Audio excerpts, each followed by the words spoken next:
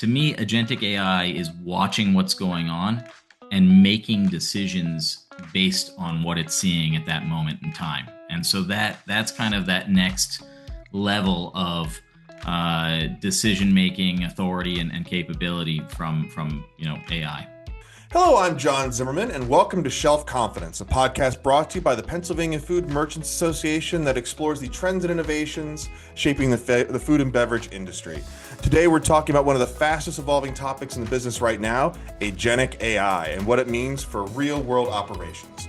Joining us is Mike Sanders, CEO of Upshop. Mike brings practical, operator-focused perspectives on how agentic AI can support teams, streamline workflows, and help organizations make better decisions at scale. Welcome to the show. Thank you so much for coming. Thank you, John. Pleasure to be here. Yeah, no, very excited to chat with you about this. AI is obviously on everybody's mind. It's eaten up a lot of headlines, and everyone's talking about it. So, for our listeners who may not know about Upshop, can you give us a quick overview of what you do and the operational problems you guys are trying to solve? Yeah, absolutely. So Upshop helps retailers turn plans into consistent execution at the store level. So the easiest way to think about it is we're focused on helping retailers make the daily decisions that actually drive margin and availability. So think about like what to produce, what to order, what to mark down, what tasks to do, things like that across the store, but especially in the fresh components and store operations. So that's kind of where we fit in from a food retail perspective. And it's, our goal is really to reduce waste and improve in stocks and make life easier for the store's teams and the associates and to drive, profitability. Well, that makes sense. Profit is the name of the game, right? It's all, money talks, as they say. So, Absolutely. I want to pull this a little bit. I want to pull this thread a little further. So if you could boil this down in agentic AI into like one sentence, no buzzwords, none of the jargon. How would you boil it down for the uninitiated? Yeah, I think the easiest way to think about agentic AI as opposed to other AI, whether machine learning or generative AI and things like that. To me, agentic AI is AI that is actually making decisions that would normally be made by a human. So I think Gotcha. about, machine learning is watching large data sets and figuring out like, hey, what should I be forecasting? And generative AI, you're telling it, write me a cool story, and it writes you a cool story, or make me a cool image, or, those things. To me, agentic AI is watching what's going on and making decisions based on what it's seeing at that moment in time. And so that's kind of that next level of decision making authority and capability from AI. Okay. So obviously you guys sit at the intersection of operations and technology. That's what we've been talking about. So when you talk about agentic AI, what does that look like at the store level? Yeah, it's a good question. So I think, I have a vision for it that we're marching towards that I can take you through that I think does a good job of showing where agentic AI plays an important role. If you think about, I use a really a very simplistic example. So I understand that I'm going to be a little bit simpler than reality just to make the description easier. But imagine you're running a store, you're a store manager, and you have a day where your sales aren't quite where you want them to be. And you can see that, right? You'll see that everybody's looking at sales data every single day, so you see that in the POS data. Today, how do you go figure out what happened? How do you go figure out why that day was lower? Well, it's usually a whole bunch of conversations, very anecdotal. It can be kind of difficult to track that down. For me, agentic AI gives us the ability to look at that data and understand, hey, we had a bad day today because we didn't sell enough sandwiches. Obviously, making it very simple. And that might be, one layer in, and that's great. To take it further, agentic AI gives us the ability to say, okay, well, why didn't we make enough sandwiches? Well, we didn't make enough sandwiches because we didn't have enough labor to make the sandwiches that day. Or maybe we didn't make enough sandwiches because the bread delivery didn't happen.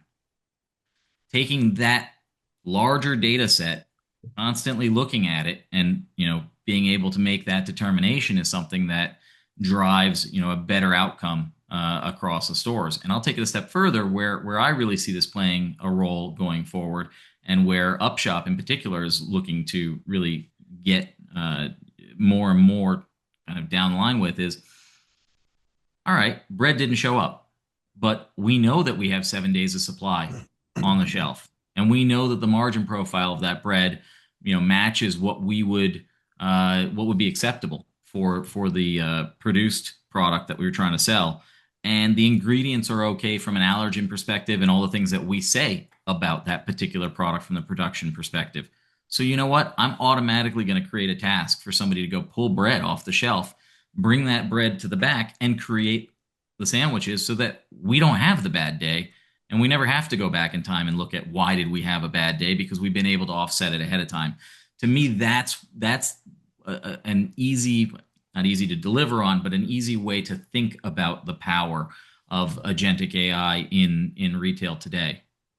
Interesting. Well, in lieu of a time machine, that does seem like that would be helpful. I'm Absolutely. curious. So that's a lot of input, a lot of data that you're talking about. I mean, you're covering multiple Sure. departments. You're covering everything from inventory to labor issues from HR. So how does that all funnel into making these decisions? Yeah, I think it's, for us, we're in a unique position with Upshop because we have a pretty broad platform. So a lot, that whole journey that I just gave you there can be encapsulated in the Upshop platform, which is nice because we're doing center store, we're doing the production planning, we have the POS data for the sales, we have the ingredients, we have the recipes, like all of those components. We know the forecast for how much bread and how many days they're going to need, and all of these different components. So I think when you start to look at AI in general, but in particular, when you start to look at agentic AI, access to the data is what makes the difference. Like none of us, and I say us broadly, but nobody's writing a new model for AI today, right? Everybody's using something that is there. It's, if somebody's using something from one of the large players, if they're using OpenAI, if they're using, whatever they've chosen to go down in that path, we're all leveraging similar technology when it comes to the actual processing power of it, right?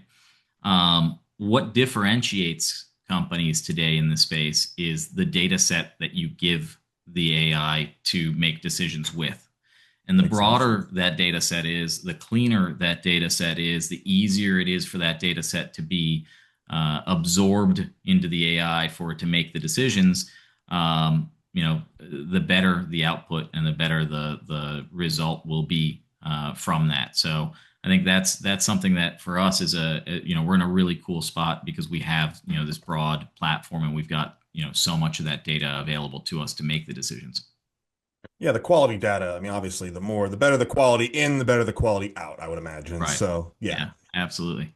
So, a lot of retailers have been really slow with some of their AI adoption across the industry. So, from your perspective, what's holding them back, and what usually motivates somebody to move on this in the first place? Listen, I don't think that retailers have been given a tremendous amount of opportunity on the agentic side yet. I think that's starting to roll out. You're starting to see really practical, usable agentic AI in the marketplace, and that's going to continue to evolve. But I don't think they've been slow to adopt AI as, kind of on the whole. If you look at um, machine learning, which is a tried and true version of Mm, AI. It's not as sexy today as it was, 5 years ago, 10 years ago. yeah. Um, but most of the retailers are using that type of AI today Hmm. to do, demand planning and forecasting and things like that. Certainly the ones that are working with us are using that because that's how we do that. So I think there's been a willingness to adopt AI as it comes to, machine learning and things like that in the past. I think, the agentic side of it, it's really about having uh, practical examples that have the right kind of scaffolding around them to reduce potential risk, because, Hmm. obviously you don't want to go and make decisions that are harmful to the bottom line, or that, create bad customer experiences. And so you One really would want certainly to be hope. able to Yes. box, yeah, you really want to box those in. And I think it'll take time to win the trust. The way that I like to describe it is maybe a really simple way to think about it is, I am pretty sure I could build a self-driving car with a computer sitting in the car and something really rudimentary turning the steering wheel and pedals and a camera. But I don't think anybody would want to get in it. No, I'd be a right? little leery. I'm going to And be honest so, with you. it's how do you build that trust? How do you gain the trust in these things? And I think by taking, the decision that we're allowing the agentic AI to make and bringing it down to much smaller, much more tactical, much more usable and practical things is going to help with the adoption over time. Well, yeah, it makes sense. I mean, the more people have interactions with it, the more those interactions prove reliable, the more trust you have with the product. That's true for anything, I would imagine. Like my Yeah, experience with a lot of this AI stuff has been more on the more creative side, creating a pretty picture, sure. using it to modify copy. So like my experience with Agentic is obviously not yours. I work on the creative side of things. So I'd love to know like what's one of the exciting, like what are one of the unexpected things that some of these AI tools, the Agentic AI tools have discovered in store operations? Yeah, I think when we get an opportunity to put this in front of larger data sets, the opportunity to optimize is probably one of the biggest things that comes out of it. I mean, once you have these larger data sets and you can make decisions on the fly, where I think people have been the most kind of surprised or impressed is you have a meat counter go down, and all of a sudden you don't have the ability to refrigerate it. What do you do next? Like, who do you pull? What don't you do? What are you able to do? Some of the decisions that come out of that are contrary to maybe what people would have thought before those things happen. Another example that we've seen it quite a bit on is on forecasting. When it comes to forecasting, there are definitely cases where I think the assumptions that are made around what's going to happen for certain sporting events, certain weather events, things like that, are very different than what people would have probably thought the outcome would be before AI gets involved.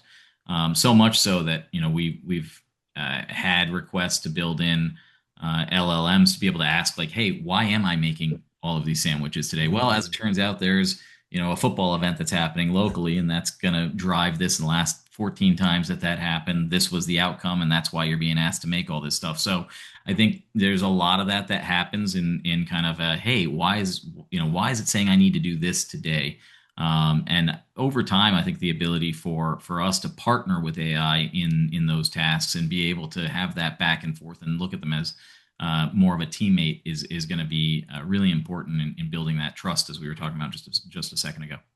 Yeah, and it also goes back to the data set. And you're talking about a community event. Obviously, this data is going to have to include community events, which might include any number of calendars that are available to the AI. It's just interesting because, yeah, Yep. that would, if there's a football game going on at the local high school down the street, that is going to impact the amount of sandwiches sold at that location for sure.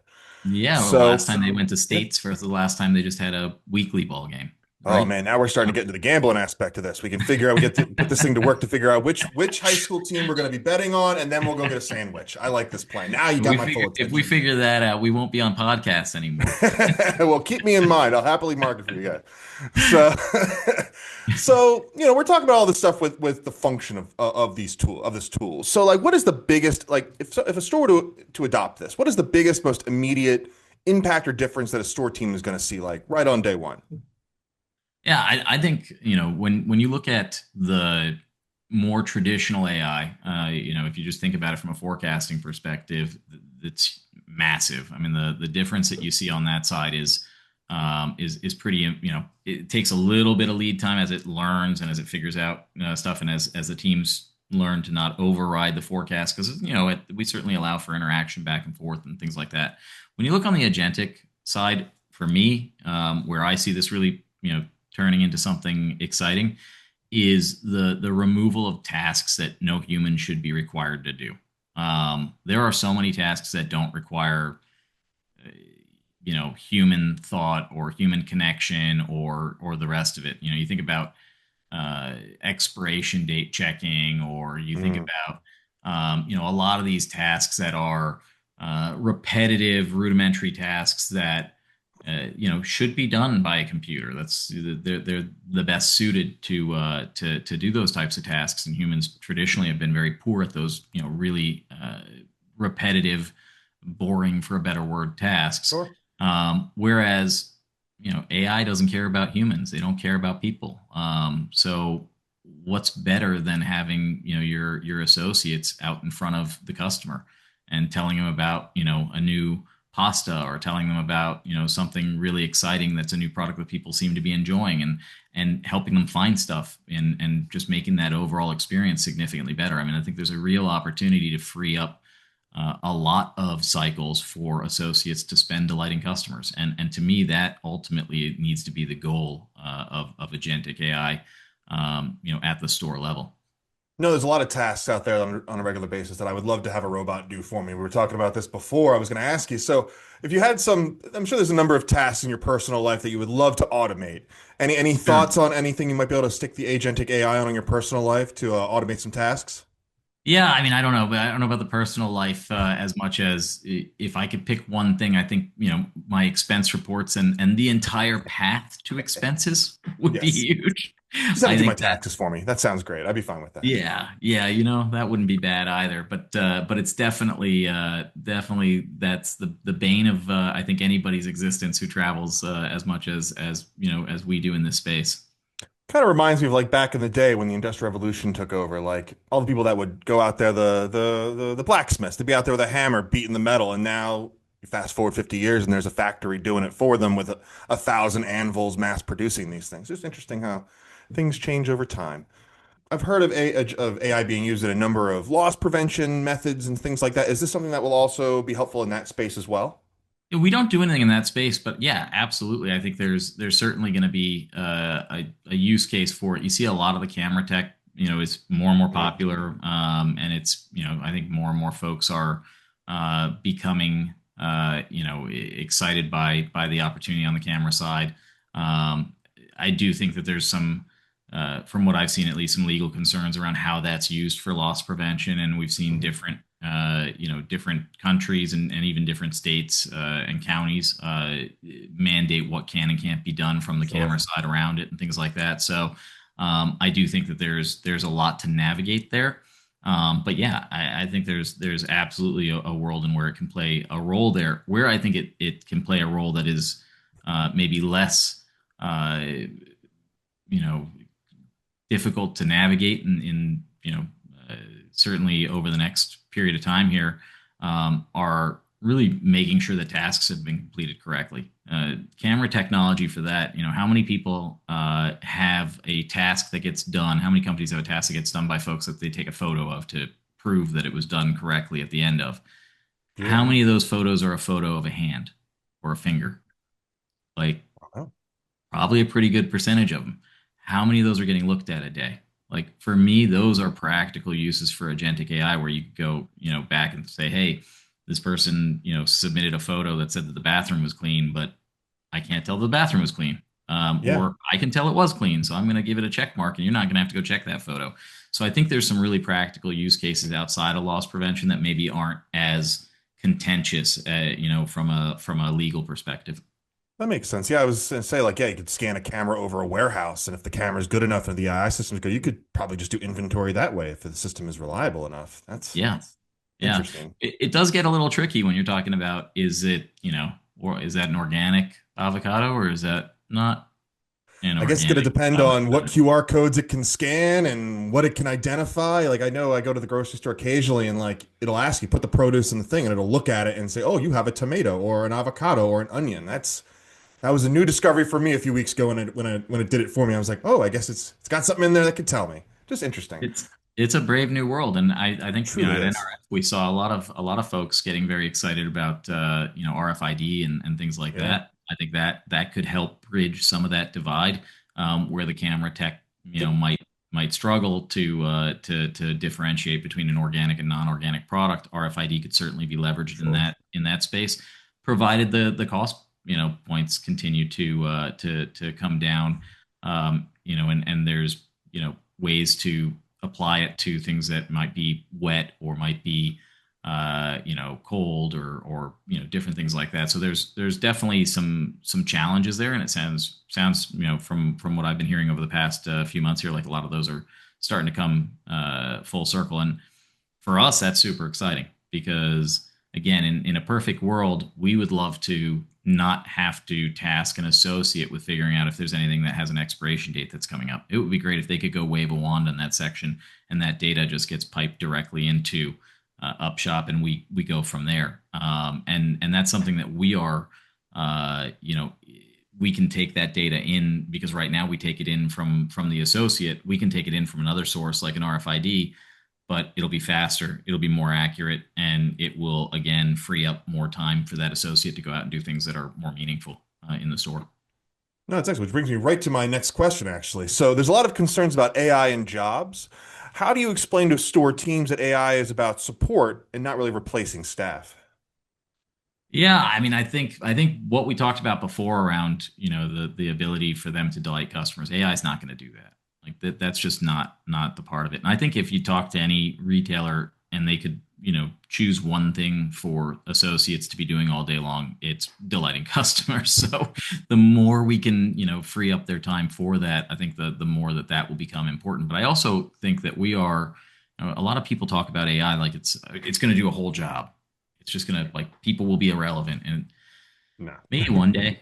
maybe. I haven't really seen that bear fruit in a consistent manner yet. I think where I've seen it really be impactful is when it's a teammate to the person that's trying to get the stuff done. You're using Yeah, it for creative things, right? And I think when you're using it in the creative experience, what is it, 10x your capabilities, maybe yeah, more, probably more. Who knows? it helps. And I think that to me, it's like it's the Iron Man suit of whatever you're trying to do. It's the thing that's going to give you that ability to do things 10x faster, better than you could do without it. And I do think that there's going to be kind of a divide amongst people that use it, people that don't use it. And I think that divide is almost like if we went back in time and we said, okay, well, there's going to be people that are good at using computers and people that aren't great at using computers.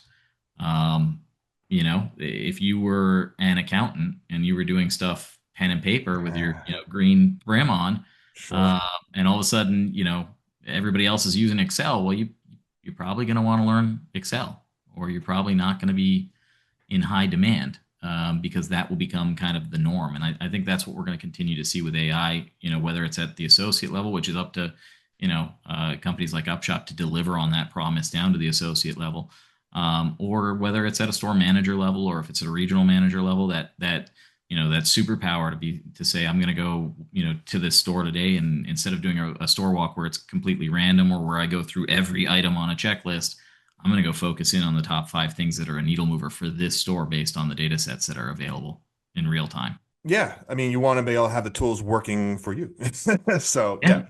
Yeah, I Yeah. don't want to be working for the tool. So, so we've been talking about a lot of different aspects of AI, and I'm sure a lot of people have many different misconceptions about AI, about what they can do, and we've even touched on it, like expecting, the AI to do a job for them when, it's a task, help with a task. So, what are some of the biggest myths in AI that you want to help, set the record straight on? Sure. I mean, I think some of the ones that I see, the biggest one is it's just, that I don't need to do my job. It's just going to do it for me. And, even when you think about really simple things that it can do, it takes a lot of data and it can summarize it for you. You still have to go read the summary. If you've got, great technology listening in on all your calls and your calls are being, your meetings are being recorded, you still need to go back through and read the notes afterwards. If it doesn't Oh, put it into your brain, not um, yet. Give it time, not yet, not yet. But I do see, like, I do think that people they get, they have this kind of vision of it where they're just not needed anymore, where they have, where they take a back seat to a completely, I again, I don't think that's a reality in the near term here. And I think it can make you significantly more powerful, but you can't you can't be lazy with it. You have No. to iterate on it. You have to continue to learn from it. And for me, I think that's probably the biggest misconception that I see is just that folks think, hey, I'm not going to need to do this anymore. AI is going to do it for me. It's still very much human in the loop, and I think we're still pretty far away from that being a reality. At the broader level. Well, that's good. I see this meme because obviously I come at this from a creative angle more than like the agentic angle. And it's just like I see this meme kicking around Facebook all the time. It's like, so long as the client doesn't know what they're asking for, all of us creative people are going to be fine.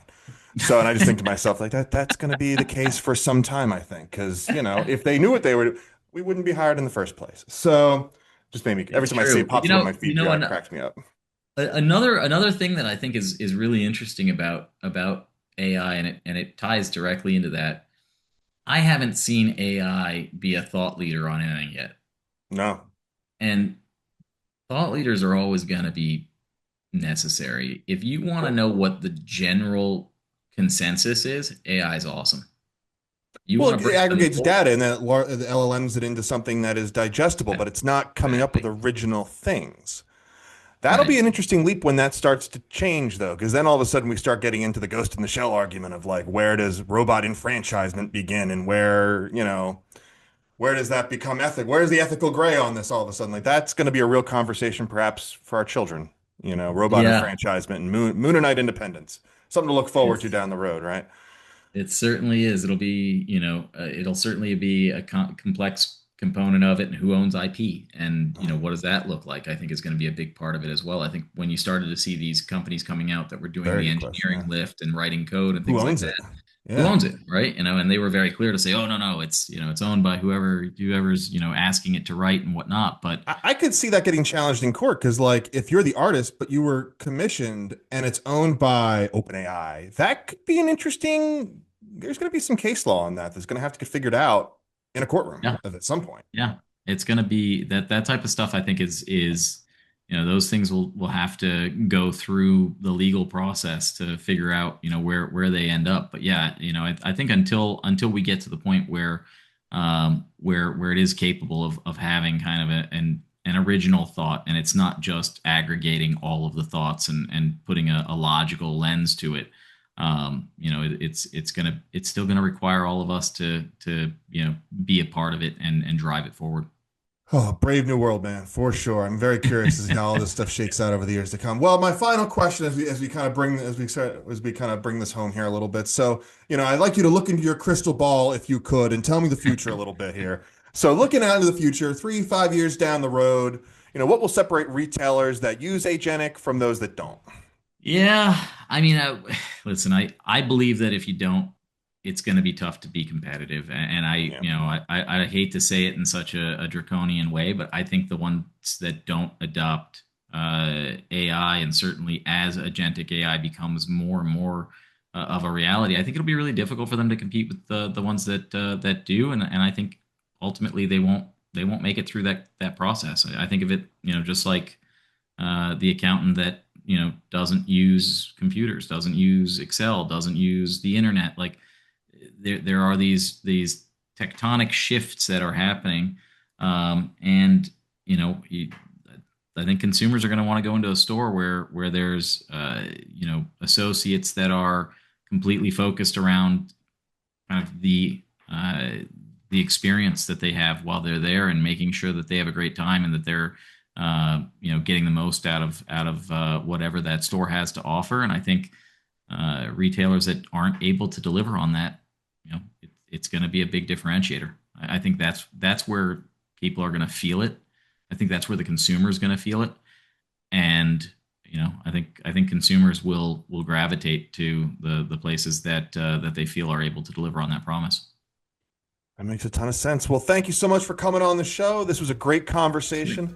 A big thank you to Mike Sanders, CEO of Upshop, for joining us and sharing how agentic AI is reshaping store operations and empowering retail teams. If you'd like to learn more about Upshop and how they're helping retailers bring clarity and execution to their operations, visit upshop.com. Thank you for tuning into Shelf Confidence. If you've enjoyed this episode, be sure to subscribe, share, and leave a review on Apple Podcasts, Spotify, YouTube, or wherever you're listening. Until next time, I'm John Zimmerman, and this is Shelf Confidence.